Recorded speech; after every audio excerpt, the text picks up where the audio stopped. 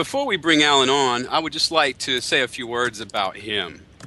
And one of the things Alan does is he tries to serve the greater good of humanity by introducing us to the healing and intuitive capabilities of animals. He's written extensively on the subject, and together with his wife Linda, devotes his energy to the Animal Angel Network, which does valuable charitable work in the service of oppressed and challenged animals.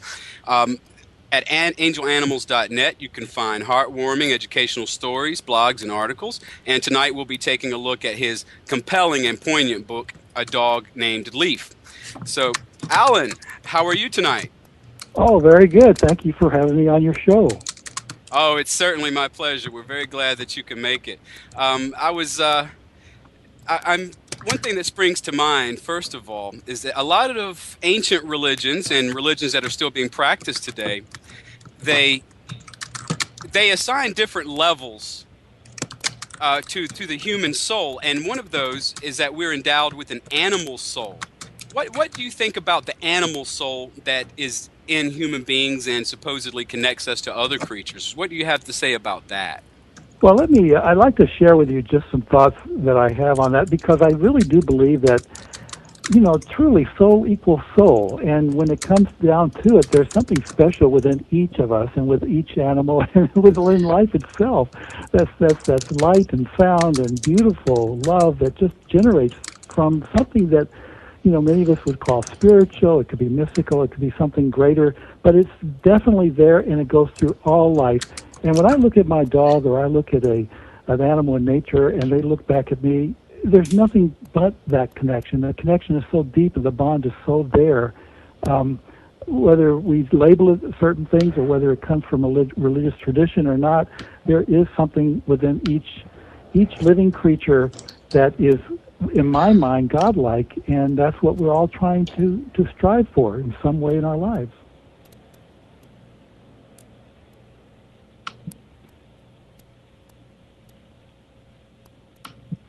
And we don't have to try too hard, do we? They're so cute.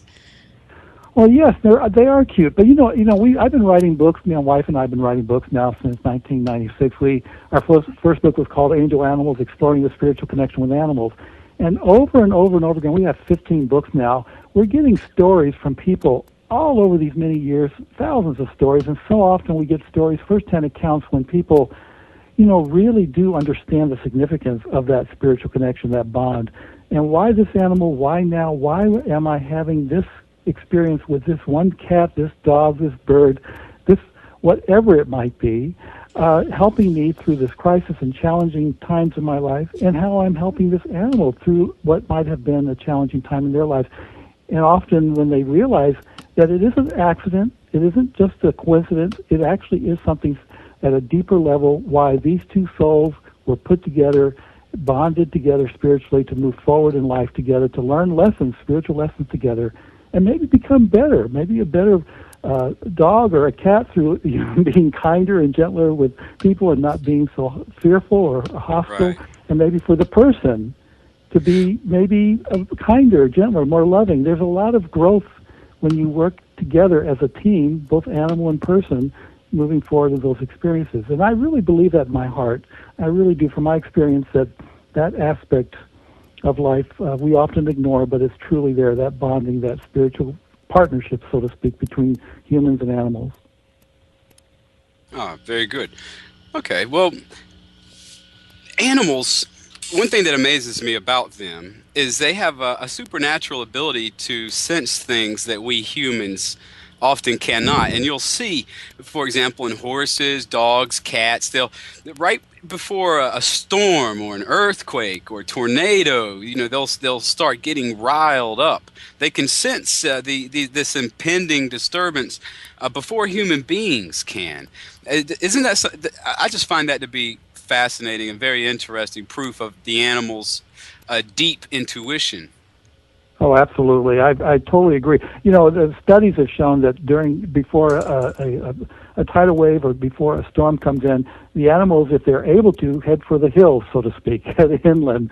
Or if there's a storm approaching, they can feel it inside. They have an intuitive understanding, sort of a feeling, instinctual feeling that there's something about to happen that they need to be aware of and be alert towards. you know, I don't know. Most of us. I'm not. Of course, you know, the people that I'm talking with now are not in that Right. category. Most of us are pretty blind to what's going on around us on an intuitive level. We're pretty much just going day to day, trying to do the best we can, taking care of the bills, raising the kids, all the things that we're supposed to do, and we just ignore that aspect of self. Animals are totally into that, and they totally understand on multiple different levels what's going on in their environment, and they can feel and they can know things that we don't know. So we need to pay attention.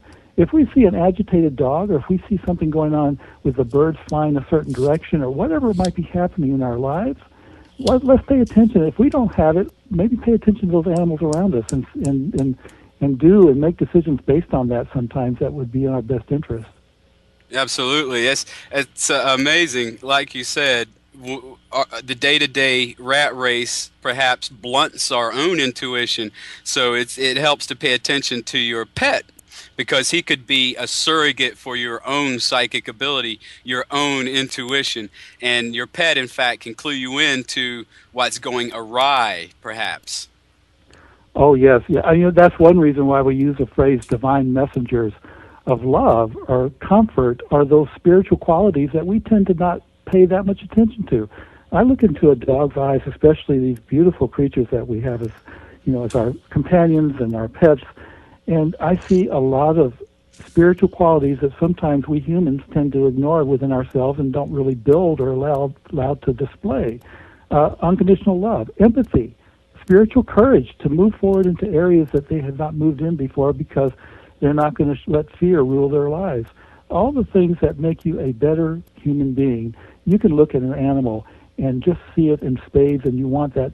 You want to become like that animal in a way because of that beautiful, beautiful soul that is just showing you the way in many ways, just showing you how to get back home to what the true self, and that's truly the spiritual self, that aspect of yourself that you've just buried so deep that you're just not going to get it. Now, the reason why I'm talking about this now, and I really have been hesitant over the period of time, is because of my experience with my dog Leaf and all the things he gave me and all the truths that he helped me understand just from his presence. Even though he came from an abandoned and abusive background when he was dumped at the shelter where we adopted him, he was there for me during much of my experiences that were truly traumatic and something that I, going through a time and period in my life where I really did need a friend that was just there 100% with all the unconditional love and support that one would need.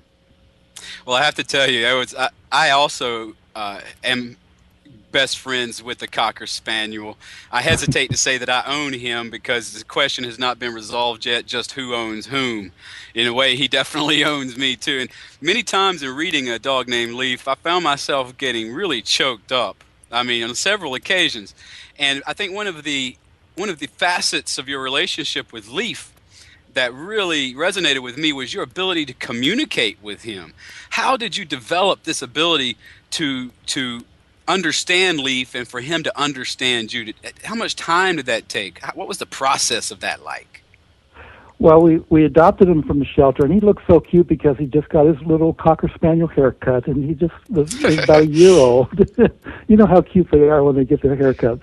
Oh, they're adorable. I love Cocker Spaniels. I understand earlier that your dog's name is Max, and I can just imagine how adorable after a haircut and just having a good time with that. Max is 9 years old, and I'll tell you what, he's very spunky, full of energy, and I wonder where he gets it from. I really do. I can imagine Leaf. Leaf is definitely the same way. Reading about his narrative, and understanding a little bit about his story from your book, I found myself really falling in love with Leaf. He's easy to fall in love with. Oh, he's just adorable, and he's about 9 now to 8.5, approximately. And we're actually going to send, adoption day is his real birthday because he didn't know how old he was when we adopted him, and we're going to do a little party. As silly as that may sound, we're looking forward to that with some things that dogs enjoy with a little hat.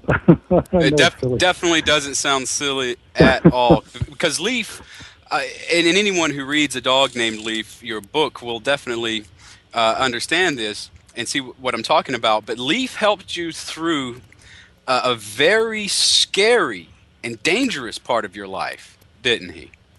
He did. He did. You know, when we adopted him, I brought him home, and we found out that he really didn't like men. He didn't like to be touched. He was scared of everything. He didn't sleep. He was just a complete wreck.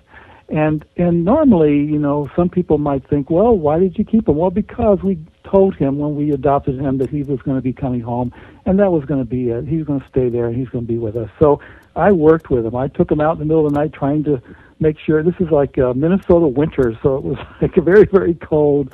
Taking him out for bathroom breaks at 2 and 4, making sure that he understood where the bathroom was, and then holding him in my arms because he couldn't sleep. He just couldn't be on his dog bed. He couldn't like the dark. He was always howling. He was just a wreck. So at night I would bring him inside and I would put him in my blue comfort chair in my office, and we would recline back and I would hold him against my heart so he could hear my heart. And he didn't like being held, but then again he began to relax and he began to realize that he was safe and he began to sleep. And when he started snoring, I was able to snore. So that was what we were going through for weeks and weeks and weeks.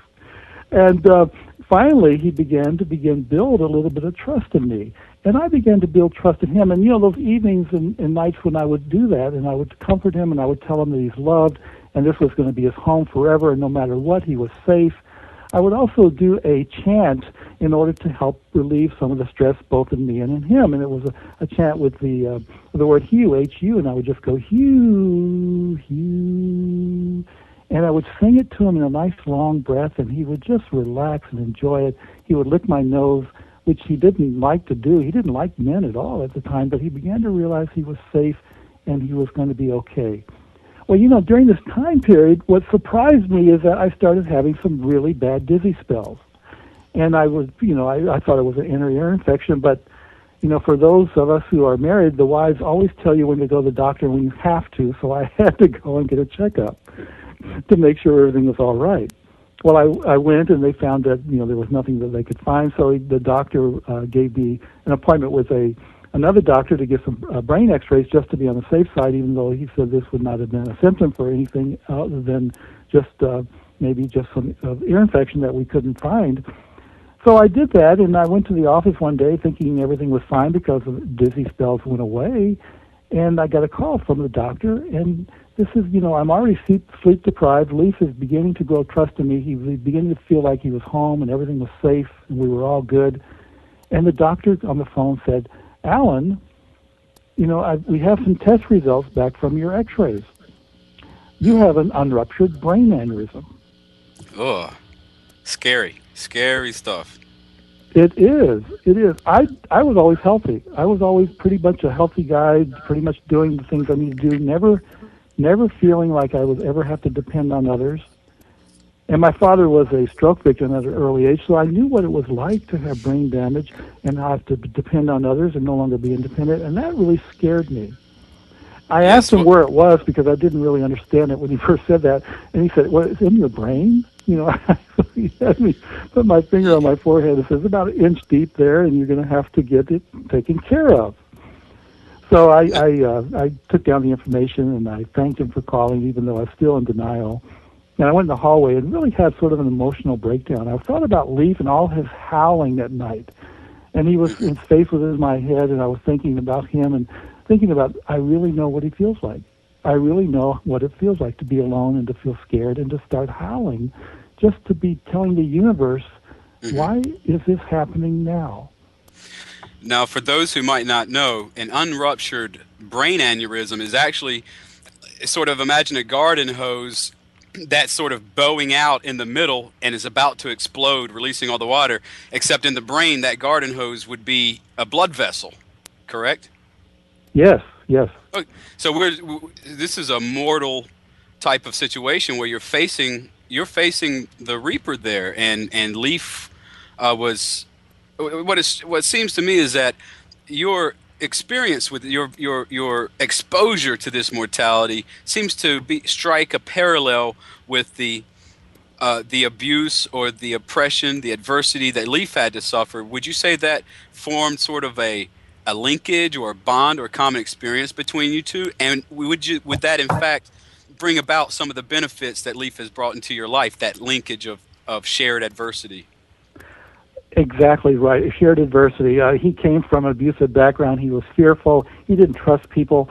I came from, and I hate to bring this up because it's such a long time ago, but I did police work in Atlanta for a number of years, 8 years, and I Wow. grew, and it was just I mean, I had gotten a journalism degree, and I was going to go into journalism and do writing, and I thought that was going to be my career, and actually I was going to work at a television station for a while, and then I had a motorcycle accident that made me look like Frankenstein for about 6 months, and I thought I would take advantage of that and become a police officer because people would now pay attention to me. I looked like Frankenstein. So Makes sense. I also wanted to do and get more writing material. I thought it would be fascinating. But once I got into police work, I realized how much I really enjoyed helping people. People in domestics and really crisis and challenging situations beyond belief, and in some of the areas that had a lot of drug activity and gang activity. And I really found that my being there made a difference for those people, and I really liked that. So I stuck with it, and I did it. And so I began, though, to become like tarnished by the work because I saw people in a certain way. Either they were victims or they were the perpetrators and the people that always did bad things to other people. So I didn't look at the world like I looked at it with the innocence of someone who didn't see people at their very worst. And even the best people that you saw had ulterior motives. There were all these things going on. So when Leaf and I came together, we sort of like bonded on a level beyond belief because he saw the people the same way I saw them, and we were trying to figure out how can we get out of this and move into a more realistic and more loving view of the life around us and the appreciation of the people around us. So that was how we bonded. Now, one thing that struck me as interesting was in your book when you were describing how Leaf got sick and you were taking him to the vet, you would talk about the chant CD, and how he liked the chants, the chanting. And my question is, because this show is about how to derive, and I hate to sound opportunistic or exploitative, but the show is about how to derive benefit from your animal, benefit from your pet. And it seems to me as if the chanting that you did with Leaf and that he listened to on the CD, it seems to me as if that sort of synchronized the two of you somehow, your vibratory rates or your vibes or whatever terminology you want to use. It seems as if you two were synchronizing with each other. And the question I have is, let's say that I'm an average Joe out there in the audience who has a dog, a parakeet, a Lebanese fruit bat, a sperm whale, or whatever as a pet. And if I want to derive some benefit from that pet, I'm going to how do I synchronize myself, my vibratory rate with the pet, so that he or she can help me? Well, there's several things you can do, and this is really important. For one thing, spend quality time with the pet, not only just in play, but also in just doing the things that you normally would do in your daily life, including taking for walks or just spending quality time if it's an animal that stays indoors, playing and doing the things that the animal would enjoy. But there's also a deeper level, because we are all basically spiritual beings, and I believe that in my heart. We do need and can very much bond and have that animal, that pet, become your spiritual partner in life. And with that, I mean they have your back, so to speak, and you have their back. You're taking care of each other at a lot of different levels. Now, in order for that to happen, you need to look at the animal, first off, as not just a person or an individual in fur, but as an individual that is a spiritual being just like you are. But then you got to take it a step further. Am I a spiritual being? There's so many people in this world that just sort of are dead to that, even having a conversation of that. Now, there was a recent poll, which I love, a Gallup poll that says over 50% of Americans have said they've had a religious or mystical experience in their lives. So it isn't as bad as it used to be, but people still are hesitant about saying that they are truly a spiritual being, living life and doing the things in life that help them become better, more spiritual, more loving, more courageous, have more empathy for others, giving service. All of that is part of what, in my mind, is our goal in this life, is to become better. Now, Leaf and I, and any animal and any individual, can become more bonded on a spiritual level if you spend quiet time with them. Whether you do a chant like I did with the Hu, H-U, or you do a chant with Om, or if you spend just quiet time those people that enjoy and work with prayer would be a nice time with the animal in a quiet, contemplative prayer setting on your chair, just letting the animal be with you and sort of get in tune. Both of you are getting in tune with something that's greater than you, or even something I would like to say more inside of you and inside of the animal, and you're getting in tune together as a spiritual partnership as you're moving through life and getting those experiences. So number one, playtime. Number two, quiet time, and maybe with the chant or with prayer or something that would be something that brings you comfort and a greater understanding of your purpose in life. And of course, the third thing is a lot of quality, whenever you're off work or whether you have some time, a lot of quality time just spending together on the couch or walking or anything else, that just being together. It doesn't have to be play. It doesn't have to be quiet time. It can just be, spending some time together, getting to know each other on every aspect of each other and being observant. That's one thing about Leaf. I took a lot of notes through this whole thing, and I always was observing his actions and his observations and his doggy viewpoint of the world. And it just made me happy to see that there are other viewpoints and how I could benefit by just paying attention and looking at things the way he might look at them. Well, I'm sure you've realized, I've observed also that in this modern era, pets often serve a materialistic purpose where they aggrandize the master. I refer specifically to the celebrities who have these little genetically modified toy dogs, etc. So you know what I'm talking about. Yeah. So in that sense, let's assume hypothetically that I'm an audience member or somebody and I have a dog. Maybe I got the dog for the wrong reason and I want to reform my relationship with my pet. Will those techniques that you just described help? The music, the time of contemplation, the quality, the fun, all that good stuff.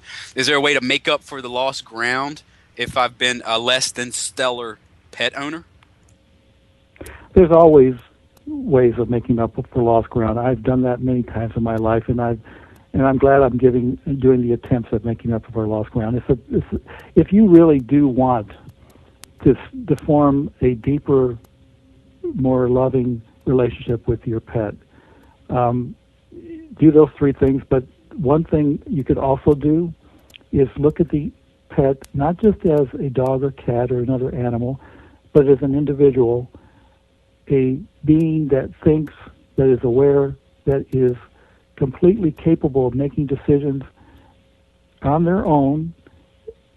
And when you start doing that, and when you start looking at the animal more closely and how they work their daily lives, you're going to find yourself appreciating them. So those who have gotten pets for the wrong reasons, and I don't know if there's ever a wrong reason. In the grand scheme of life, I might have done something what I thought was for the wrong reason, but later on I realized that animal or that decision I made ended up actually being perfect for what I needed to do and learn in this life. So maybe that animal that might have been gotten for the wrong reasons in the wrong way is going to be the perfect vehicle for that individual to become more spiritual and more aware of themselves as a spiritual being in this life.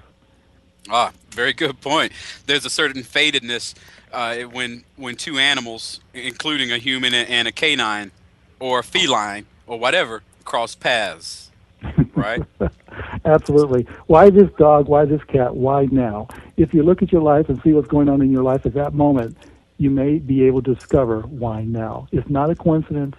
It's something much, much better when it comes to these two souls coming together in life, experiencing whatever needs to be experienced, and both becoming more than they were before because of that experience and experiencing it together.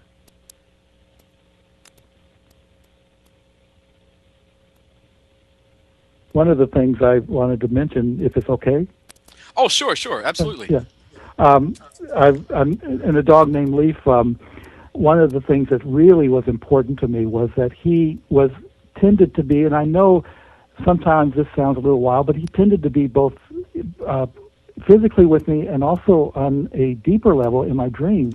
And right. One of the things I had happen to me prior to the actual, I had the brain aneurysm unruptured, and of course I saw a doctor, and they recommended brain surgery in order to clip it and repair the damage and all that. And I was going through that, but I was feeling very strange because during that whole process there were other things going on, and I really felt that this may not work out. I mean, it could not work out. It may not work out. So one night I went to sleep, and I had this dream, and it was one of those kind of reality dreams where it seemed like you were actually in real life, and everything was so real and so part of the dream that was amazing to be there, and just like I was anywhere in the physical. It was a very, very realistic dream. And in this dream there was this massive line of people, and all these people were going into this massive structure that I learned represented the building of life, and inside that building all these people were going to experience all the beautiful books and libraries, all the forests and oceans, all the play, the homes, the architecture, everything that was in life was represented in that building. And all these people in line, including my wife, Linda, and all of my friends and people I knew, had tickets, and they were rushing into the building, and I looked at my hand, and I didn't have a ticket. So I went down to try to get into the line because I wanted to be part of that group that it was going to continue to experience life. And people looked at me and said, "You don't have a ticket. You don't belong anymore." They scowled, and they pushed me out of the line, and I was not able to be in the line that went into the building of life to continue my life. Well, everyone went ahead of me, and no one ever looked back. It's almost as if I had never existed. And the dream was so real, and I didn't have a ticket. I woke up in a sweat, and Leaf was still, in his hesitant mode about people, but he looked at me on my side of the bed, and he jumped up, and I was able to pet him and caress him, and it was very, very sweet that he did that because he was still not liking to be touched, but he was there for me even during those early times. And I woke up, and later in the morning, I told my wife Linda about the dream and how realistic it was and how I felt. And I held up my hand, and then I talked about not having a ticket. I just nothing in my hand. Leaf was laying down next to me on the floor, and he was listening to every word. Well, he did something he had never done before. This is something no behavior. He had done other behaviors, but he had never done this before. He went over to the table a little bit later in the morning, pushed all the papers off the little table, all the living room table, and started ripping them up into shreds of paper, into little pieces of paper. And he would gather them up in his mouth and bring them over to me and try to get me to take them from him. So I would hold the piece of paper. And when I didn't, because I wasn't thinking clearly, he would drop them at my feet, go and get some more paper and bring them to me. And I was thinking, what is he doing? Why does he have... It occurred to me later, as you well know, that he was trying to do something that he really, really knew that I needed and wanted. He was trying to deliver my ticket to me. It was the sweetest thing. You describe some pretty vivid dream sequences in A Dog Named Leaf. Now, would you say that your work with Leaf and also with the animals of the Angel Animal Network, would you say that that this work has increased your ability to perceive extrasensory types of things, or would you say that it has honed your intuition, and your ability to dream lucidly, with symbolic messages that are pertinent to your life? Yes, it's interesting. I totally agree with that. It does help me become more aware and more adept at those aspects of my understanding of life and what I see around me and how I perceive things. The dreams are, of course, more lucid. They're much more easy to remember than they might have been in the past. And I don't know if that's because, and it probably is because I'm more aware or more appreciative of life and wanting to gather 100% of it and not just the waking life. The dream life is as important, if not more important often than the waking life when it comes to understanding the true nature of self or myself and my relationship with my family and my sweet that leaves. Yeah, what you just said really resonated with me, especially the part about being able to remember your dream, because that's obviously where you extract the value of the dream most of the time, is in the recalling of it. No? Yes, absolutely. Ah, yeah, it was fun. I mean, there's been, of course, it goes without saying, I'm sure that everyone recommends this about, being conscious of dreams and waking up and making sure you write on your journal, and maybe you keep a tape recorder if you don't like to write in the middle of the night. Just something so you'll stir the memory, because we live in such a dense world. We bring it back and our brains are operating. We're drinking our cup of coffee, and the dreams dissipate really quickly without any kind of discipline on remembering them. But with that, if they're important to you, you will remember them, and you'll. And I personally have always felt that the important dreams that I want to remember, do come back, and I do end up spending time writing about them, thinking about them, doing contemplations and meditations on them, so I can understand what they might mean. One trick that I read about that has helped me is, let's say that you're in that sort of a precognizant state, in between sleeping and wakefulness, and you're dreaming and you sort of wake up from the alarm or whatever. I read that if you want to remember the dream later, you take a piece of paper or something, ball it up, and throw it in the middle of your floor. That way you can continue to sleep. When you wake up, later, you'll look at the balled up piece of paper and have some recall. So that's a little tip that's actually helped me out quite a bit. What a good idea. I'm going to try that. Yeah, it definitely helps. Now, it's really interesting because the ancient Egyptians, they're famous for their cat worship, but I think it's interesting and telling that they used the dog star as an index of when to plant their crops, when the Nile was going to flood. What do you have any knowledge or anything of a dog, the canine role in ancient mythologies, or have you come across any readings in your researches about that sort of topic? Really, I haven't done a tremendous amount of research in that area. I do know that from our research on a couple of our books, it was the Native Americans, the women that tended to bring in the pups from the wild and tame them and bring them into the family and into the tribe. And with that, there was a growing trust between man and dog, and of course, it was always the women that made it much more civilized, or much more a creature that would be part of the tribe.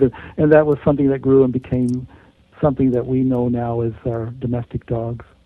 Ah, very interesting. I tell you, especially, I don't want to, lean this so heavily in favor of the canines, but what can I say? I'm a dog person myself, and I just feel a lot healthier when I interact with my animal. And what I'm interested in learning from you is, what other ways can a pet, how can the pet help me to improve my health? Well, there's been a tremendous amount of studies out there, and again and again it goes back to, pets can help lower blood pressure. And this is, State University of New York at Buffalo that found that people with hypertension who adopted a cat or dog had lower blood pressure readings in stressful situations than those who did not adopt a dog. And this is basically a blind study. They did what they needed to do in order to come up with those statistics. And that is, when you think about it, maybe it's kind of common sense with the love and the time of being able to relax and not be on display in a work environment when you're home, and having that dog or that cat just be there for you to help reduce the stress of the day. They do reduce stress. Walking, of course, is a way of soothing the nerves and offering instant relaxation. There's been other studies about how it prevents heart disease. There's even been a recent article in the Wall Street Journal on that, when people with pets, whether because of faithful companionship, it just shows that they also provide their owners with a greater psychological stability in the measure of protection from heart disease. And these are stats that tend to be pretty much irrefutable. People are looking at these as good studies and solid scientific methods. One of the things that I really do like, and a lot of these stories that come in from people that really have little hope in life, and there's very much the one thing that kept them going is their pet. It helps to fight depression. I mean, there's this thing in this society where so many of us are feeling so alone, we're not connecting with people, or people are so enmeshed in their own lives, they're not connecting with us. It's just part of our society. I'm not sure what's going on there, but without a proactive approach to not being alone, many of the seniors and many other people, if it wasn't for their pet, they would just be completely by themselves. And the pet takes on a great meaning to them. They're bonding. It fosters security. It fosters the fact that someone does care about them. There's a love. They have to get up in the morning because they have to feed the cat. I mean, there's a lot going on with someone's life when they're just out by themselves in their apartment, and then there's another being in that apartment with them. And that being is filled with love, and the eyes are bright, and that individual has someone to look forward to each and every day because they're no longer alone. Gives you a reason to live, a reason to keep going. Okay. Well, Alan, we're going to go ahead and take a 1-minute commercial. But in case anyone is interested in learning more about what Alan does, they can visit him over at angelanimals.net. And, of course, a dognamedleaf.com, where you can pick up a copy of this excellent book. We'll be right back in 1 minute. A new era in psychic services has begun. PsychicAccess.com. You can connect with our psychic advisors by telephone or chat 24 hours a day, 7 days a week. All of our psychic advisors are interviewed, fully verified, and accuracy tested, assuring you quality service. We're living in some very troubled times right now. More and more, the world's problems are affecting us on a personal level. You don't have to deal with this alone. Our highly accurate psychics, caring advisors, and talented mediums can help with situations you are currently experiencing and can let you know what the future may hold for you. All new customers get a free 6-minute reading. All you have to do is register. Why not visit us now and get a free reading at PsychicAccess.com. Okay, we are back with Alan Anderson from angelanimalnetwork.net. Alan, we spent the first half of the show talking about how your pet's intuition can help your health and can help with depression and blood pressure and things like that. What I'd like to do now is sort of shift over to a more commercial angle here. And I know that might sound a little selfish, but, dogs and cats, they've evolved alongside of us. They've helped us for tens of thousands of years. So let's see what they can do for us in the modern era. How can my dog help me to be a better servant to society and contribute more to society and improve my profession and career thereby? Well, it is interesting to improve your profession. Let's say that I'm going through life and I'm just doing my thing, and I'm pretty much I'm self-centered, completely without any interest in the people and the events around me, and I'm closed down. I don't have something that maybe other people have that I don't know how to get. Well, with a dog in your life, you can't help but have an open heart. You can't help but be a vehicle or an individual that allows a flow from you to others because you've already done it over and over and over again with your heart. You're no longer stiff, and you're no longer closed down, and you're no longer depressed. And when you are doing a profession, especially a profession when you're dealing with other people, which is pretty much all professions, they pick up on that, and they see, I don't want to be around this person. There's nothing there. There's no light in his eyes. He's just going through the motions. Well, you have a pet in your life, and there's something going on because that cat has made you do silly things, say silly things, do a whole bunch of things you have never done before because you just like getting on the floor and tumbling around with your dog, or like playing hide and seek with your cat, or doing all the things that make you a complete, total, 100% human being. And when you go to work in the morning, all of a sudden doing things that are not, quote,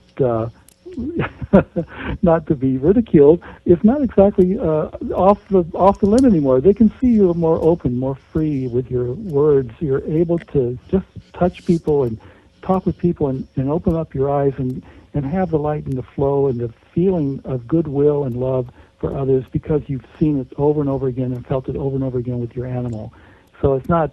I think that helps in the profession. People will open up to you. They will want to help you. They will want to help you with your projects. They will want to help you move forward in your career because they see someone that they really do like because you're open to them. So if I'm understanding correctly, one avenue towards professional enrichment is going to be through the social aspect of interacting with your pet and then taking that outward into personal, professional relationships or any kind of relationship. That is one, yes, absolutely. I do believe that people that have pets, are more fuller involved as a human being because of their connection with animals.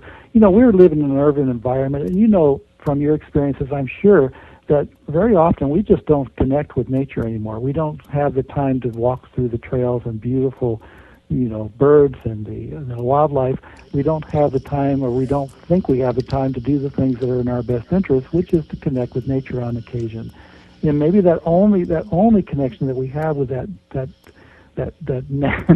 where that force is beyond just our human intellect and our emotions and our worries and concerns is that little puppy or that dog or cat or that animal that's in your life, and that's the only connection you have. And if you close that and you don't have that, you're maybe much less than 100% human at that point. You're getting less and less and just going through the motions. It's all become a dream. It's just going through the day. You really do need to have that connection, and that dog will give that to you. That is so true. I spent a lot of time sermonizing and griping and lecturing about how unnatural we've become. And we live in a society, of course, where we are going to start wearing our computers on our bodies and perhaps even integrating them into our bodies. And I do believe that it's endemic in modern society that we forget that we are actually hairless, bipedal apes, essentially. Primates, animals, natural creatures who were born to interact with the earth from which we came and into which we will one day be deposited. And I think that is a very, very big deal. And I know that my dog, Max, certainly keeps me in touch with the naturalness of life and helps to remind me that I am an organic creature and not made out of silicone and, computer chips. Not yet. It seems to be going that direction, though, doesn't it? Well, yes, certainly. When, for a lot of us, the only animal interaction we have is on Facebook, with other human beings on Facebook. You see, I read a satirical article talking about how this couple has, the perfect Facebook marriage, and it's just everything is virtual, and our pets remind us that, in fact, what counts, what is real, is organic, tangible, natural. Yeah, absolutely. I'm glad you're getting that message out there.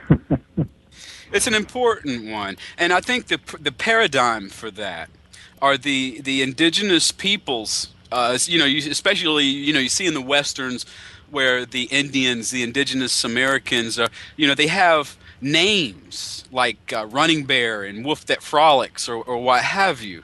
They have names that show an awareness of the creature mind. They were very adept at cultivating that creature mind, and I think that's something that we've lost. We've lost contact with our creature mind. And, one of the reasons I wanted to invite you on the show tonight was to help enlighten our listeners as to how that creature mind can make us more effective in all areas of life, even when we're not around our pet. Well, it is something that allows us to utilize our full potential. Why close down those aspects of self? Because you might think they're not useful, when in fact they are very useful. The idea of having the intuition or the understanding of what's happening around you, even without the mental apparatus going full force into bringing it all back into a mind state, to have the inner self really be aware and allowing that to come and become action instead of going through the filters of the brain and the emotional state, to be able to become action, but just do what you know in your heart you need to do. And that's often what makes a good, solid, spiritual, wonderful, loving individual versus someone who's dead and depressed and not looking at life as the potential in all the glories that it could be based on the fact that you're here. You're actually alive. Why not let every aspect of self, the creature mind, the psychic abilities, all those that are within you, why not allow those things to come to the surface and be all you can be? Why be so fearful and close everything down and just do what you're supposed to do and become a robot? It doesn't make any sense. And I know, we fear, all of us fear being ridiculed. All of us fear our friends at work or our friends and our co-workers and other people that we know will look at us in a way that we don't want to be looked at. We want to be looked at with respect and be, viewed in the highest regard by others. But sometimes you just have to take the risk. You have to take the chance. You have to get out there and just do what you know in your heart you want to do, which is, in fact, be yourself. And it's hard to be yourself sometimes. I mean, people don't like that. They want you to just stick to the program and be what you're expected to be. Oh yeah, I like to joke around that all of my exes say that I should try being someone else for a change. But of course, that's not the way to go, is it, Alan? No, I don't think it. Oh God, I can only imagine what kind of story there is behind that statement you just made. Well, changing tack here and going from pets to an animal that can't quite be perceived as a pet under any circumstances. I live in a coastal environment, and today there was a news item that there was a 16-foot great white shark off the coast of North Carolina today. Now, and of course, that leads me to sort of try to place myself in that animal's shoes and understand what its consciousness might be like. Have you ever had any experience with feral animals or wild animals, or what's your opinions on them as opposed to domesticated animals? Well, animals in nature, whether in the ocean or in the forest, they're just living their lives like everyone else, and they're doing the best they can. And every single animal, whether they're reacting in a way that's full with instinct and hunger and fear, or whether they're reacting with curiosity and a higher level of understanding of what's going on around them, every animal is, in fact, soul, has that spiritual aspect to them. And if we just were to realize that, just because a dog bites somebody does not make that dog an evil dog. It's simply a dog that bit somebody because of whatever emotional or other aspects to the self, through behavior or through fear, caused that to happen. The same with animals in nature. If they attack, they're attacking for basic things that they need, whether it be food or protection or whatever it might be. I don't differentiate, and I don't think we should necessarily life into different categories when it comes to a spiritual view of what life is. I think everything is spiritual, and if we viewed it that way, we would, in my mind, have a much more fuller life ourselves, because we're seeing things from a different viewpoint and not closing that down. Now, you raise a very good point right there, because when people think about spirituality, they tend to think of Care Bears and unicorns and things of that nature. But spirituality is a gestalt. It's a unity. It's a wholeness that encompasses the good and the bad. And my point here is that animals of all kinds, domesticated, wild, and of course human beings, we have a predatory instinct. A predatory instinct where we recognize what is to be absorbed into ourselves, and we go about doing that in fine fashion. And I think our pets can also help us in that regard in the business world, in terms of honing our predatory instincts, in the sense of, obviously not killing and eating people, but going after that sale, for example, so that you can put milk in your baby's mouth, or fulfilling your work responsibilities to the utmost so that you can get a promotion, that sort of thing. What do you think about the predatory nature of we animals?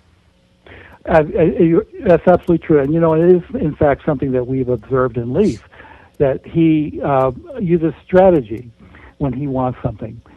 He does the things that you would do possibly in sales or something in other types of professions where you are trying to achieve your goal, but you're not necessarily building a team because some of the team members don't want to be part of that, or some people are just hesitant about joining.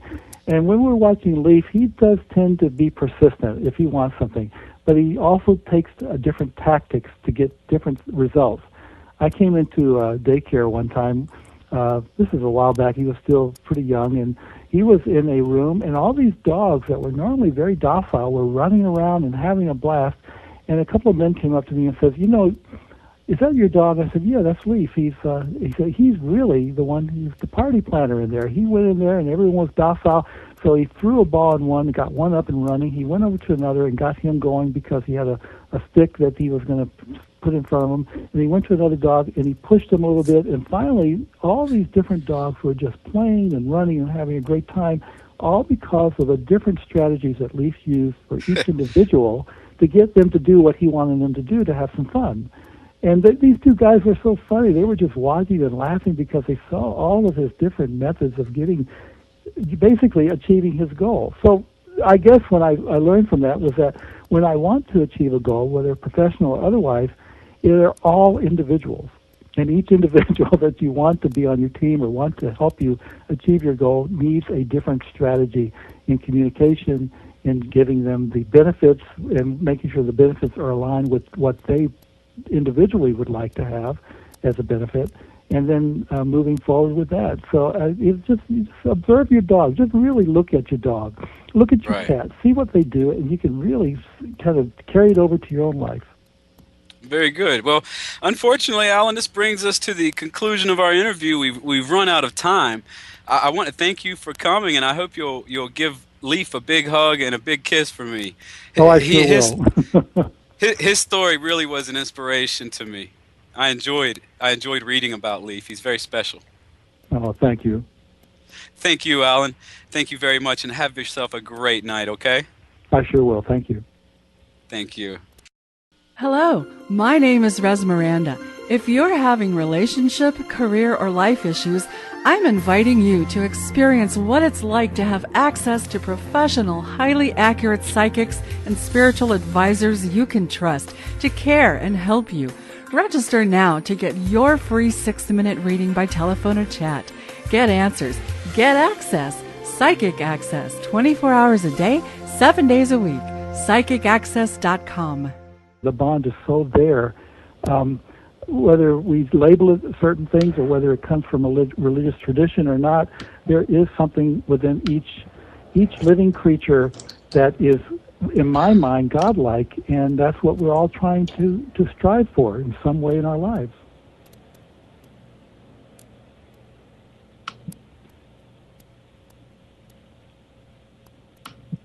And we don't have to try too hard, do we? They're so cute.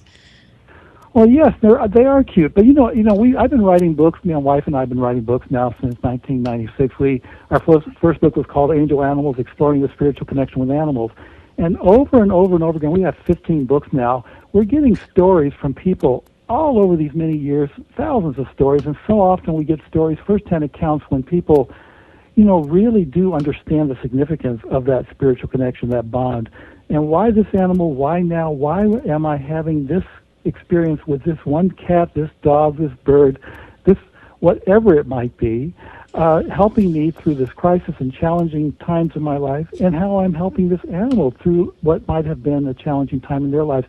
And often when they realize that it isn't an accident, it isn't just a coincidence, it actually is something at a deeper level, why these two souls were put together, bonded together spiritually to move forward in life together, to learn lessons, spiritual lessons together, and maybe become better, maybe a better dog or a cat through being kinder and gentler with people and not being so fearful or hostile, Right.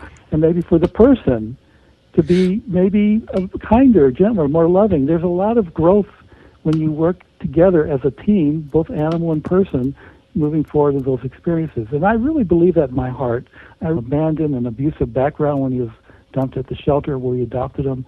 He was there for me during much of my experiences that were truly traumatic and something that going through a time and period in my life where I really did need a friend that was just there 100% with all the unconditional love and support that one would need. Well, I have to tell you, I also am best friends with the Cocker Spaniel. I hesitate to say that I own him because the question has not been resolved yet, just who owns whom. In a way, he definitely owns me too. And many times in reading A Dog Named Leaf, I found myself getting really choked up. I mean, on several occasions. And I think one of the facets of your relationship with Leaf that really resonated with me was your ability to communicate with him. How did you develop this ability to understand Leaf and for him to understand you? How much time did that take? What was the process of that like? Well, we adopted him from the shelter, and he looked so cute because he just got his little Cocker Spaniel haircut, and he was about a year old. You know how cute they are when they get their haircuts. Oh, they're adorable. I love Cocker Spaniels. I understand earlier that your dog's name is Max, and I could just imagine how adorable after a haircut and just having a good time with that. Max is 9 years old, and I'll tell you what, he's very spunky, full of energy, and I wonder where he gets it from. I really do. I can imagine Leaf is definitely the same way.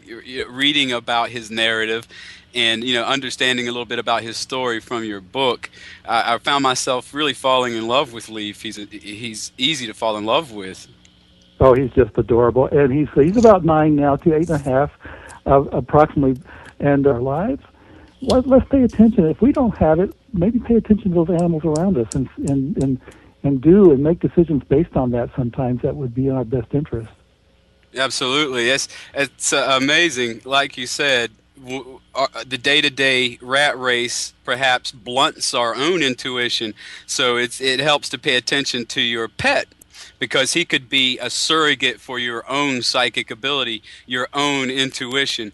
And your pet, in fact, can clue you into what's going awry, perhaps. Oh, yes. Yeah. That's one reason why we use the phrase divine messengers of love or comfort, are those spiritual qualities that we tend to not pay that much attention to. I look into a dog's eyes, especially these beautiful creatures that we have as our companions and our pets, and I see a lot of spiritual qualities that sometimes we humans tend to ignore within ourselves and don't really build or allow to display.